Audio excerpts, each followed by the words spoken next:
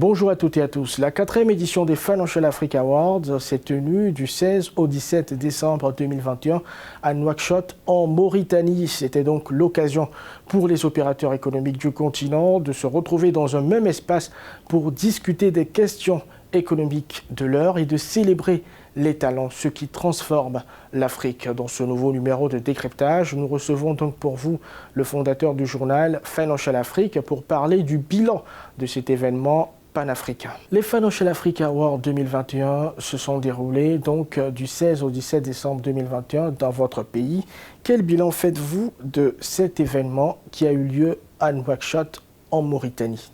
Tout d'abord, nous avons été surpris par l'affluence, puisqu'au départ, nous tablions sur 300 personnes venues de l'extérieur et de l'intérieur de la Mauritanie. Et à l'arrivée, nous avons 200 opérateurs économiques venus de l'étranger qui se sont joints à 150 Mauritaniens pour une conférence qui a tenu toutes ses promesses, tant par l'intensité des panels, des sujets abordés, des enjeux et des défis, que par les personnalités présentes, leur qualité. Nous avions avec nous de grands opérateurs économiques comme Ilyas Akabarali, qui est le CEO de Redland, le groupe qui a racheté Thomson au niveau mondial.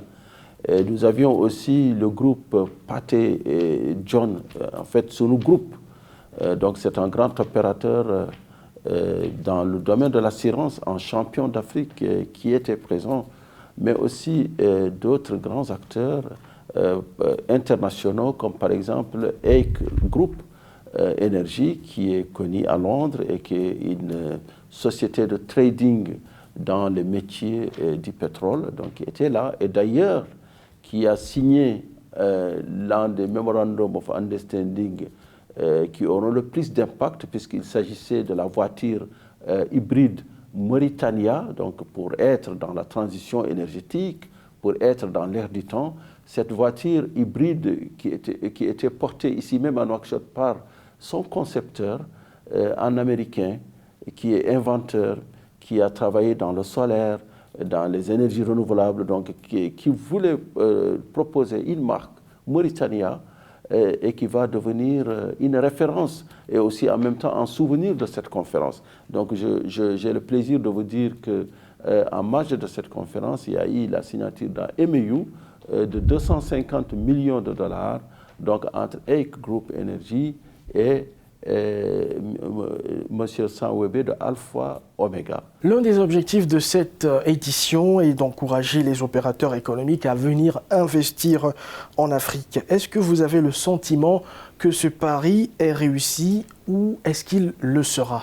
Je suis optimiste, mais tout en restant très attentif aux interrogations et aux préoccupations des hommes d'affaires qui l'ont d'ailleurs évoqué. Je pense que vous avez vu, beaucoup ont demandé plus de transparence dans le traitement des dossiers d'appel d'offres, plus de transparence et d'équité aussi dans la compétition. Et tous les hommes d'affaires qui ont pris la parole durant ces 2 jours ont appelé de leur vœu à une intégration, parce que l'intégration africaine, c'est elle qui va résoudre les petites contradictions internes.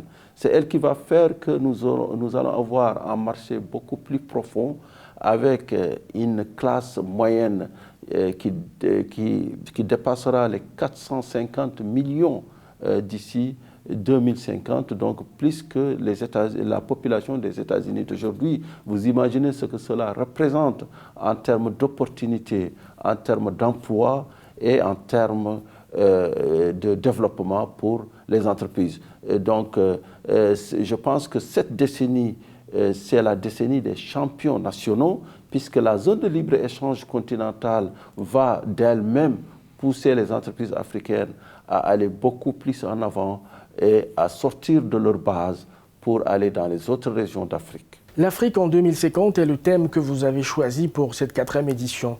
Pourquoi 2050 et êtes-vous optimiste avec ce délai? C'est un devoir d'être optimiste quand on est africain, quand on est père de famille, quand on est journaliste, c'est-à-dire pas lanceur d'alerte, mais éclaireur public. Je pense que nous avons toutes les raisons d'être optimistes. La bombe démographique qu'on voit en dehors de l'Afrique, elle est perçue à l'intérieur du continent comme un océan d'opportunités, puisque nous avons une main-d'œuvre très jeune, mais à condition de bien la former.